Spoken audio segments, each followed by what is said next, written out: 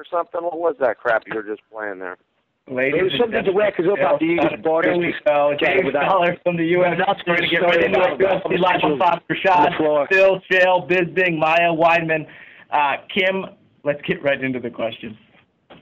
Thank you. If you do have a question today, please press *1 on your touch-tone telephone.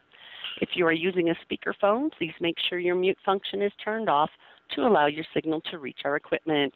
Once again, press *1 to ask a question, and we'll pause for just a moment.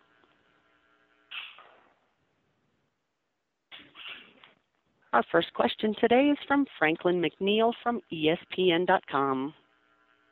So my first question is for Rashad Evans. Rashad, obviously you're looking forward to facing Phil. It's a big fight for you, but obviously hovering over this fight is the possibility with a victory that you could fight, that you will face John Jones. What is that? How are you making sure that that potential fight, in no way interferes with this one? I didn't even know that was a possibility. I didn't even get the news. I didn't hear that. No, I'm just. I mean, why you gotta mess with me, man?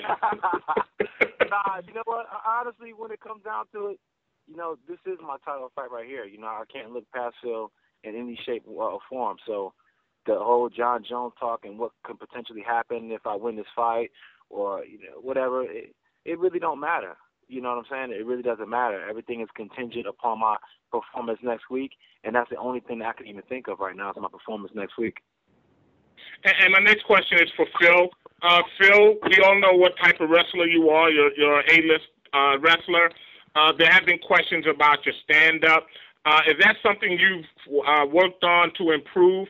And is it possible we could see some of that work that you've done in this fight to improve your stand-up? Definitely is. I've worked on my stand-up, but I've kind of worked on my overall MMA game. I don't want to just turn into just a stand-up fighter. I've worked on everything and blending it all together, and that's more or less what you'll see this fight. And a follow-up question for you, Phil. This fight, let me make sure I get this right. This fight, people are looking at, when you talk about your overall game. Is this a fight that you feel is right for you at this particular time? And if so, why? I definitely think this is the right fight for me right now. If not Rashad Evans, who else? I don't know how many wins. 5 wins in. I don't know who else is there left to fight. I don't know. It's the perfect fight right now.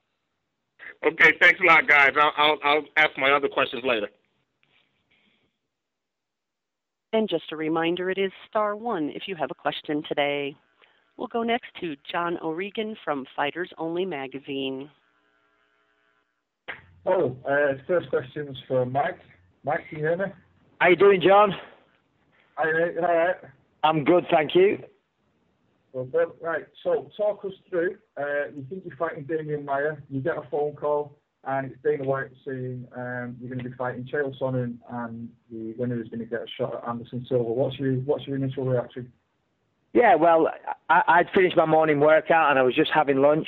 As you said, I was preparing for Demian, a very tough challenge, and I get a phone call, Dana White. He tells me Chael Sonen's, Mark Munoz has hurt his elbow. Do I want to replace him? And he said, if I win the fight, I'm fighting Anderson Silva in a soccer stadium in Brazil in the summer. So, it's too big of an opportunity to turn down. I've been training my whole life for this moment. So, of course, I didn't hesitate. The fight with Chael is going to be a tough fight. He's a hell of a competitor. I'm under no illusions. It's going to be tough, but I'm ready. Demian Maia is a very, very tough opponent. So I was, pulling out all the stops, preparing for that fight. And a lot of it crosses over into this fight. And I'm ready. I'm ready. Okay, give us, in your opinion, the positives and negatives of the fact that you spent most of your training camp preparing for a jiu-jitsu guy, and now you're going to be facing a very high-level wrestler. Well, of course, if I knew I was fighting Chael earlier, I would have brought in more wrestlers as opposed to jiu-jitsu guys. For the for the last 8 weeks, 6 weeks or so, I've been working out with, some of the best jiu-jitsu guys and wrestlers in the business, Dean Lister, Jake Shields, and various other world champions. But to be honest, a lot of that crosses over. Demian Maia was going to try and take me down and submit me, I'm assuming. And so the game plan was to keep it on the feet and use my striking. It's pretty much the same thing for Chael Sonnen, I would imagine. So to be honest, a lot of it crosses over, so I'm not going to make excuses and this and that, or, I've been messed around. They're both southpaws, they're both grapplers, and end of the day, I'm going to go out there and fight my fight. It's not important, really, on what my opponent's going to do. It's about what I'm going to do. And I'm going to go out there, I'm going to fight my fight, and I'm going to win. Okay, thanks, Mike. And one question for Rashad. Rashad, can you hear me? Hey, hello? Hey, Rashad, can you hear me? Yeah. You got to speak clearly, John. If my experience is going through a drive-through or anything, you have to speak very clearly because they don't understand me. Okay, right. I'll try and be very, very clear. Count your words. It's about the Bisping and Sonen fight for you, Rashad. Obviously, you fought Michael. And you wrestled with him and stuff in the fight. How would you rate Mike's wrestling ability, and how do you see the wrestling aspect of the Bisping Sonen fight going? I thought Bisping did really good in that fight with his wrestling. I thought that he was very squirmy and very hard to keep down. And his wrestler, when he try to hold somebody down, that could be very tough. But Chael's a different wrestler than I am altogether. So where I had difficulty, may not have difficulty, but Mike is a hard person to keep down and try to hold down. So I don't know. Mike has been improving on his wrestling every fight, and I've said that before. In interviews, he's gotten better. But Chael is definitely good at what he does, and it's hard to really say who has the advantage when it comes to imposing the game plan. Okay, that's everything I've got. Thanks very much, guys. Good luck. I suppose I owe you a thank you, Rashad, although I don't like the word squirmy. And just a reminder, it is *1 if you have a question today. Our next question is from Garrett Durr from Bleacher Report. Hi, my question's for Chael. Hey, Chael, you spent a lot of time training for Mark, and then you got the word that you're going to be taking on Michael. Are you disappointed in this at all? And do you feel maybe you're at a little disadvantage now that things have kind of changed up with you training for Mark? Well, I came from a wrestling background. First off, thanks for the question. And secondly, I come from a wrestling background. I never know who's going to show up. My dad and I would wake up early Saturday morning. We jump in the car. We drive all over the country to get to a tournament. You show up to the tournament, you don't know who else is going to show up. And then once you do find out who's going to show up, you don't know who's going to win. And the way the brackets advance, you have no idea. You win your match, some guy wins his match, 20 minutes later you're competing with him. So, as far as a fight goes, this game's simple, man. You fight 3 guys a year. That's about the easiest thing. It's about the easiest demand you could put on a guy. Mike's a totally different fighter. He's a great fighter and all of that nice stuff. But as far as opponent changes goes, who cares? There could still be an opponent change. Something could happen to me. Something could happen to Mike. The show must go on. Okay. And I guess my next question would be, you win over Michael and you're set to take on Anderson. As we know, injuries have kind of been playing a factor in that as of late. Do you feel maybe this is something that's going to keep getting pushed off? I know you mentioned that you feel he's been ducking you as of late. Do you feel this is something that maybe won't even happen in 2012? I can guarantee you Anderson Silva and I will never cross paths again. Our business is done. We will not fight under any circumstances, no matter how many rules or fake restraints he puts on it. He's not getting in the ring with me, ever. So do you think he's going to retire, or what do you think is going to happen? I don't know if they're going to retire, or if he's going to retire, they're going to retire him. I think the plan was, if I could get past Munoz and Demian was, or rather Mike was successful against Demian, that they were going to do an interim championship between Bisping and I. I know Anderson's not going to fight. The folks at the UFC know he's not going to fight. I'm all for promoting and marketing and all that good stuff. I don't want to throw water on a perfectly hot flame. But Anderson Silva's not going to fight anybody. Okay. All right, Chael. Thank you very much, and best of luck. I appreciate that. Our next question today comes from Ariel Helwani from Fuel TV. Hey, guys. I wanted to start off with Chael first. Chael, you sort of threw us for a loop, or maybe it was just me a couple of days ago. I saw an interview that you did with USA Today where you said that you were a Bisping supporter and a fan of his, and I always got the impression that that was the opposite. So has something changed in the last couple of months to change your opinion on Michael? You know, nothing's changed, Ariel, and congratulations with your new position. I think you're doing a great job over there. I think that's a good pickup that they got you. But secondly, you know, I've never understood, you know, Bisping says he wants a title shot, and people try to say that he doesn't deserve one. And I'm sitting on my couch going, well, he's beat up everybody they've put in front of him. So then the big complaint is, well, he hasn't beat top 10 guys. Well, that's not up to him. He fights anybody they ever ask him to fight. He fights big fights. He's never not a main event. If he's not a main event, he's a co-main event, and he gets his hand raised time and time again. And I don't know how you can deny a guy that continually goes out and wins. I'm not delusional. I'm a pretty smart guy. These guys, I got to compete against all of them. But Bisping gets the job done. And for somebody to come out and say that he shouldn't get his opportunity is silly. He should get his opportunity. He's beat everybody. He even went up to light heavyweight to start his career, and he beat everybody there except Rashad. And Rashad's got the greatest record of any fighter in our entire industry. 18-1-1. There's not another guy, not even the fake Fedor, back in his fake pro wrestling days, had a record of 18 wins, 1 loss, and 1 draw. That 1 draw, I might mention Rashad redeemed. So how you could ever deny Bisping? I mean, I'm just not on that bandwagon. I plan to do everything I can do to stop him, but I'm not going to sit here and act as though you know, the guy's not a great fighter. He is. And just curious, you said prior, and by the way, thank you for the compliment. You said that you feel as though you can guarantee you will never cross paths with Anderson Silva again. But Michael said that UFC had told him that if he wins, he will meet Anderson Silva in a soccer stadium later this year. What if you win? How can you guarantee something like that if that's the stipulation for Michael? Don't you think the same will hold true for you?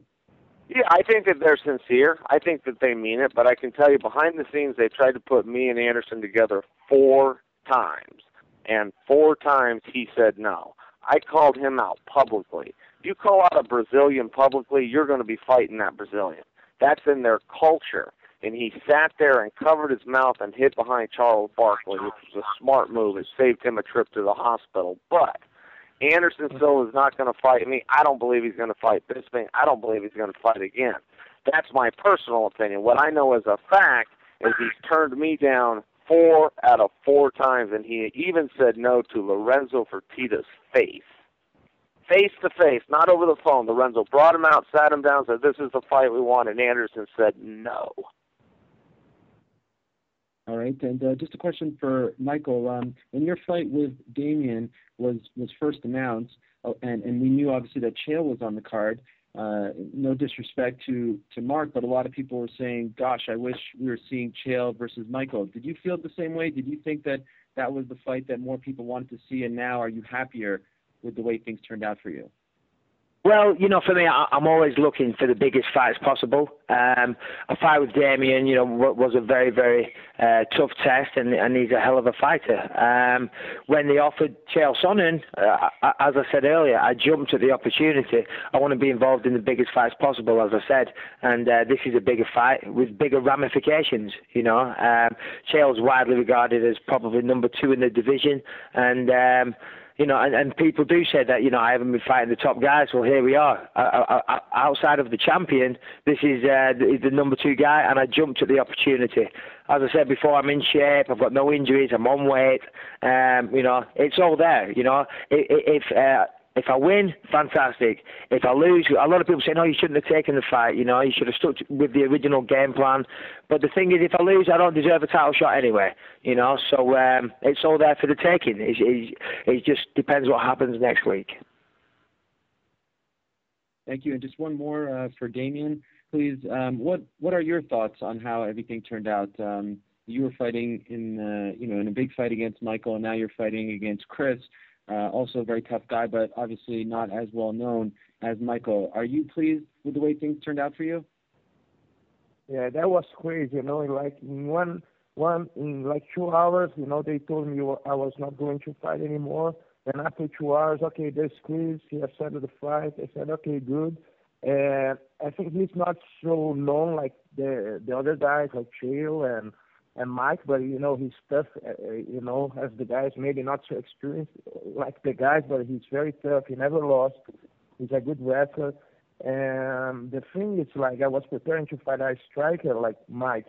For Mike, he was preparing to fight a grappler, and he was still fighting a grappler. And I was preparing to fight a striker, and then I'm gonna fight a grappler. So changed a little bit, but like Chael said, I come from jiu-jitsu, and you come in a competition that is like 60, 70 guys, and you never know who you're gonna fight. Like Chael said, and you it doesn't care. I doesn't care, I just go there and fight. Thanks, guys. Good luck. Thank you. And we'll go next to John Morgan from MMAJunkie.com. Thank you. If I could start with a follow-up to Demian Maia, please. Demian, you talked about it being a different stylistic matchup, completely different for you. How do you make the adjustments in that short period of time, or can you even make the adjustments, game planning-wise and preparing specifically for him? I think all my life I've been fighting against grapplers. I came from Brazilian Jiu-Jitsu, so it's just come back to my roots. To fight, Mike was going to be different because he's a striker, but at the same time, I don't have too much time to make the adjustment, but Chris doesn't have also time to do everything properly. So we are in the same line. And Demian, Chris is obviously a newer fighter in the division. How familiar with him were you when you were approached? Had you watched his fights before, and what were your impressions of him as an opponent? I already saw him when he fought, Tom Lawler, like in November, I think, and I was pretty impressed with his submission. So, I was looking at him and watching him, and so I was not surprised when they said I was going to fight him. I knew already who he was. Great, thank you. If I could ask Mr. Weidman as well. Chris, obviously this is a huge opportunity for you, but you don't get a chance for a full camp going into what's probably the biggest fight of your life up to this point. What was your thought process when the opportunity came up to take this fight?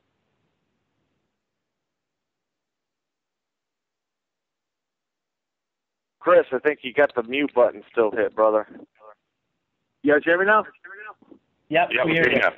I guess my cheeks are still too fat. I got some more weight to cut. But anyway, yeah, it was when I got the phone call from my manager, it was, I just thought it was such a huge opportunity. And at first, he told me that I was probably going to be fighting in March or April, that they weren't going to put him on this next card. I guess he was going to get pulled off type thing. And I was like, absolutely, that's a huge opportunity. And, obviously I called my coaches and, they're all on board and we're confident with the whole fight and the jump up in competition. And then they called back and said, Maia really wanted to fight on this finals card. He didn't want to, get taken off. So at that point, within the half an hour between the two phone calls, I became so, pumped up to fight Demian Maia. I didn't care when it was. So when they told me I was going to fight him in a week, I was like, well, you know what, let's do this. I have a lot of respect for him, and I'm excited to get out there and, test myself. And Chris, was there something in this particular matchup? I mean, it would seem that his style would kind of play well into yours. Did that encourage you to take the fight, or would it have mattered, if it was a striker or if it was a different kind of opponent? To tell you the truth, I don't think it would have mattered. I just think it's such a huge opportunity.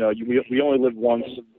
Some people never have opportunities like this given to them, and who am I to just throw it away? So I was going to jump at this opportunity no matter who it was. I really, in my mind, this is truly the first Fox card. There's three main fights on this card. The last one was just a one fight thing. So this is history in the making, and I'm just glad to be a part of it. I wasn't going to let someone else jump in there and take that opportunity. So it's good stuff. Great. Thank you, Chris. And one final question for Chael, please. Chael, some people are saying that this matchup is stylistically an easier matchup for you because of the type of game that Mike brings in. I know you said you don't care about the change of opponents, but how do you see the comparison? Has the fight stylistically gotten any easier or maybe more difficult for you? Well, no, I mean, I would definitely resist that fact. You know, I've never had an easy fight in the UFC. I've also never had, you know, a harder fight. I will prepare, you know, I leave the gym when I can't even stand. I leave the gym when I'm completely exhausted. I leave the octagon when I'm exhausted. I always hear fighters say, or I always hear pundits say, you know, a fighter looked tired. He shouldn't be tired. Well, yes, he should. If you're out there and you're in the middle of a fist fight that you're getting paid to do, you should feel like you got hit by a freight train when it's over. I will go out there and I will use every single bit of energy I got, regardless of the opponent, and if that's enough, I'll win. And if it's not enough, he'll win. But there is no easy fight. There's no hard fight. You give it your all every single time. Great. Thank you all. Our next question today is from Tom Go from fifthround.com. Hi, my questions are for Chael. Chael, I just wanted to clarify, were you given the same guarantee that Michael was, that if you did win, you'd fight Anderson in the stadium in Brazil? Prior to fighting Brian Stan, yes, I was. Prior to coming off of my timeout that California put me in, yes, I was. Was I given that guarantee yet a third time? Yes, I was. Do I believe it? Not in the least. Are you worried about fighting Anderson in an arena that large in his homeland? No, I mean, I don't fight Anderson in Brazil. I don't fight him in Chicago. I don't fight him in Las Vegas. I fight in the octagon. They can set that son of a bitch up wherever they want. I'll be there. When my music hits those speakers, I'll make that walk regardless of the city. And can you clarify, why do you think Anderson's not going to fight again? Because he sucks. Okay. And do you think his shoulder and recent back injury are legitimate? You know, I tend to believe him. I think if a guy says he's hurt, you got to believe him. You know, only he knows. It's not. I don't need an X-ray or a doctor or anything else. If a guy says he's hurt, he's hurt. I think it's a little fugazi that he claims that he's hurt, and then we see footage of him live sparring with Vanderlei Silva. I think it's a little fugazi that he claims he's hurt. And I got my friend Mo Lawal out in Brazil training with Machida alongside Anderson Silva. I think these things are peculiar, but if a guy says he's hurt, it's enough for me. Okay. Thanks, Joe. Best of luck. Thank you. Just a reminder, it is *1 if you have a question today. Our next question comes from Franklin McNeil from ESPN.com. Okay, I'm going to turn my attention to you, Chael, and Michael. But with you first, Chael, I know you say Anderson sucks and he won't fight again, but why do you think he won't fight you, particularly if you've had 3 offers and each time it's been turned down? Well, let's keep track. It's been 4 offers. 4. I'm sorry, 4. And you know why he won't do it? I can only begin to guess. You know, I'd like to pay myself a compliment and say it's because I stomped him the first time and I'm going to stomp him worse the second time. The reality is maybe he just doesn't want to do it. I really don't know, and I don't want to guess. He's not on my radar anymore. You know, I'm moving on. If I become the #1 contender and can get past Bisping, I'm going to sit down with Dana and we're going to have a talk about GSP or John Jones. But I'm not under any illusion that it's going to be Anderson Silva. As far as I'm concerned, I wish it would have played out the way it was supposed to. If Mike would have gotten past Demian, which would have been hard to do, if I would have got past Mark, which would have been hard to do, then Mike and I would be fighting for the true championship. You can call it the interim championship, but when you only got 2 guys with the balls to fight, you got to call that the real title fight. So as far as you know, as far as my life goes, I think Mike and I are about to fight to see who the real champion is. Okay, and my second question is for both. My second question is for both you guys. Both of you are known for for taking it to your opponent orally before fights, but both of you seem to not be doing that now. Is it just a matter of respect? You know, why are you guys kind of like toning it down orally toward one another? Chael, you can go first, and Michael, you can take it second. I don't care.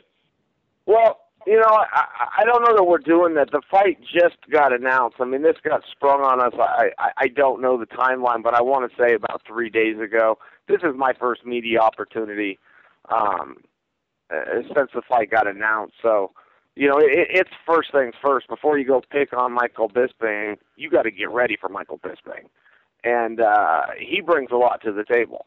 And, so I'm in the gym and I'm focusing my energies elsewhere. But at the same time, this is my first opportunity. I really haven't had a microphone in my face or anybody to talk to. And, I don't know that I've pulled the reins up on him, but I also don't think Michael Bisping behaves like a coward.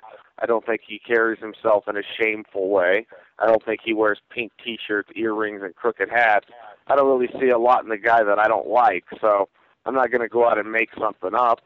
On the 28th, I'm going to go out and do my job, and if my skills are good enough, I'll win, and if they're not, then God bless him. Hey, Michael? Yeah, well, for me, it's pretty much the same thing, I mean, as Chael said, the fight was only made a few days ago, and I've got to put all my energy into preparing for that fight. A lot of people, on Twitter and stuff are saying, oh, it's such a shame, we haven't had, 8 weeks of trash talk and whatnot. But, that's not important. The important thing is the fight. And as I've said, Chael is an amazing fighter. I think I'm a good fighter too. Next week is going to be a hell of a fight. Forget the trash talk. Forget all that. Tune in for the fight. That's the important part. January 28th, Fox TV, you're going to see one hell of a fight. And who cares about the trash talk? And I have one more question is for Chris. Chris, we all know that Demian is an A-level jiu-jitsu guy who's been working on his stand-up and has been improving, in particular his boxing. Do you think you on the other hand, very good boxing, very good stand-up, and very good jiu-jitsu skills, do you think people have not yet had an opportunity to see what you can do on the ground? And do you think one of the advantages you might have is your well-roundedness as a fighter? Yeah, 100%. Especially my stand-up. So far in the UFC, I haven't really got to showcase that yet.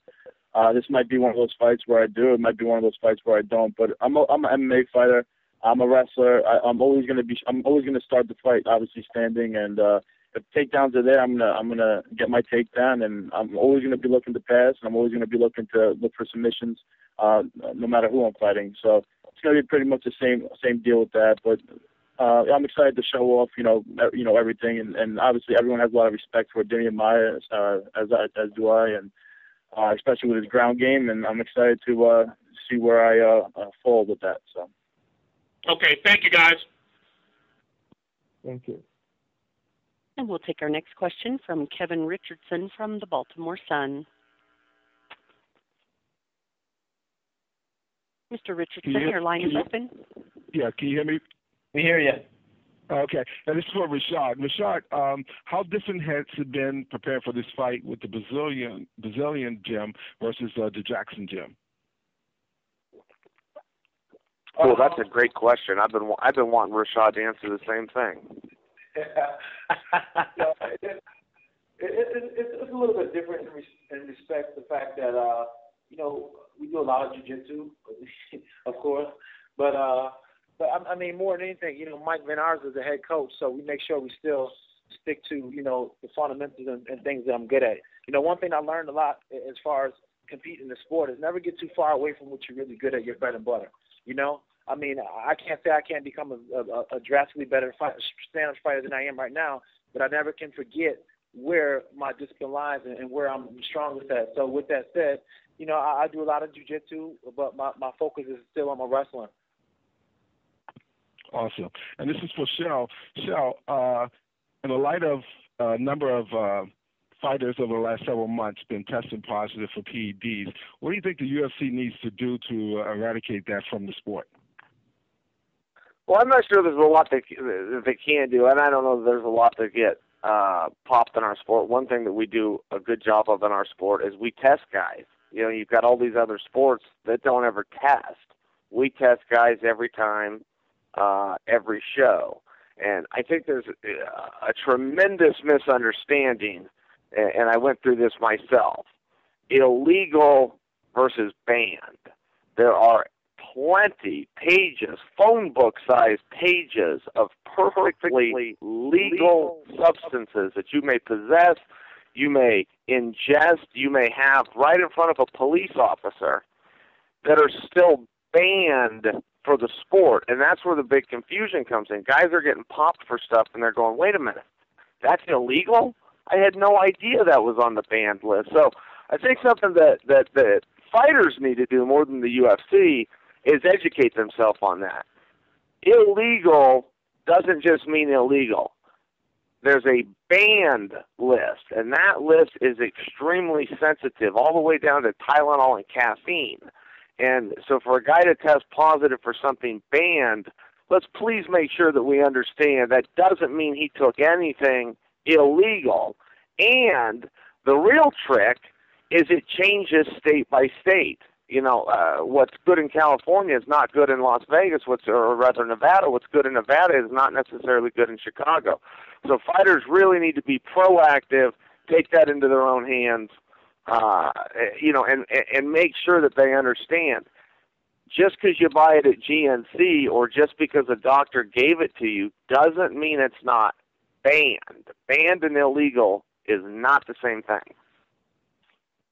Great answer, Chael. Good luck, guys, and hope to see you guys on Saturday. Thank you. And moving on, we'll take a question from Eduardo Martello from Univision Radio and Univision.com.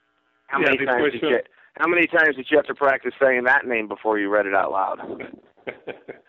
Chael, how many Portuguese lessons have you been taking so far?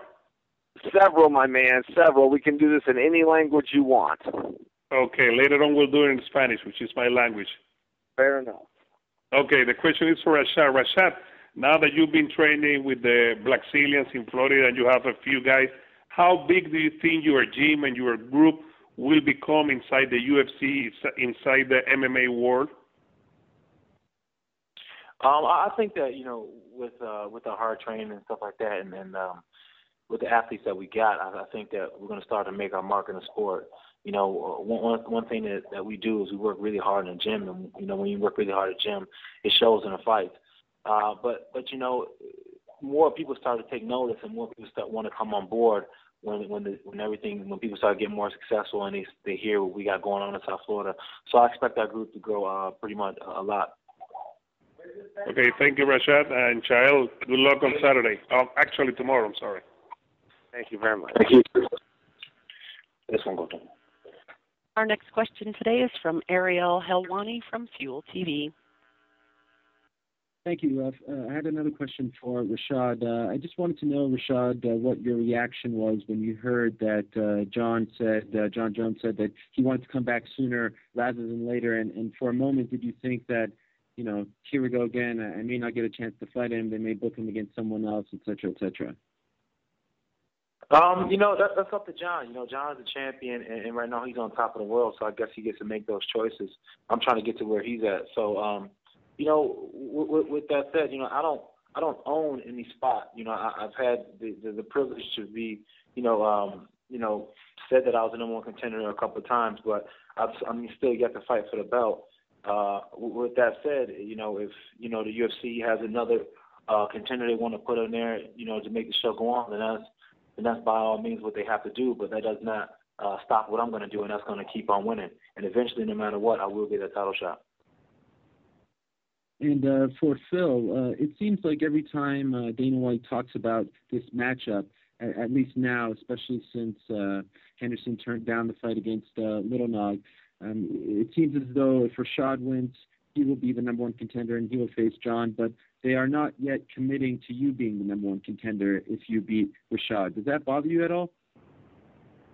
No, not at all. Pretty much after I beat Rashad on the 28th, they won't really have anything else to do with me other than have me fight Rashad. There's, you know, Rashad is the true number one contender, and after he loses, who else do I fight? The champion. There was some talk that maybe Dan Henderson would get the shot. Yeah, to get Dan Henderson, yeah, that actually works perfectly into my plans. You know, I take a little rest. Hendo fights for the title. you know, whatever happens with that, cool, I'm up next. Phil, let's just get this straight. You ain't beat me. You ain't beat me, dog. That's and you know what? You know, it can't get here fast enough because I'm gonna smash you, dude. It's about time. I was falling asleep. Nah. Come on. Nah, he ain't ready, man. He ain't ready. He know he ain't ready. He know he ain't ready. I look in his eyes and see he ain't ready. He's just a boy. Huh. It's a shame, you know. I was kind of thinking like, no, you really shouldn't be too concerned about that title shot because that's just one of those things. It's not gonna be for a little while, okay? You got a little while. You got to worry about a title shot. It's not gonna happen this time around. Hey, we're gonna see what happens when them lights hit you, and when you walk out and that crowd is roaring. We're gonna see. We're gonna see what kind of man you are. We're gonna see what kind of fighter you are. Because I know you ain't a fighter. I know you like to compete. But it ain't when you get hit in the mouth. When you get hit in the mouth, things change. When you get hit in the mouth, things change. When you got hit by a little knob, you didn't know what to do. When I hit you in the mouth, you're gonna feel it. Oh, okay. Ooh, that's scary. Ooh, that's scary.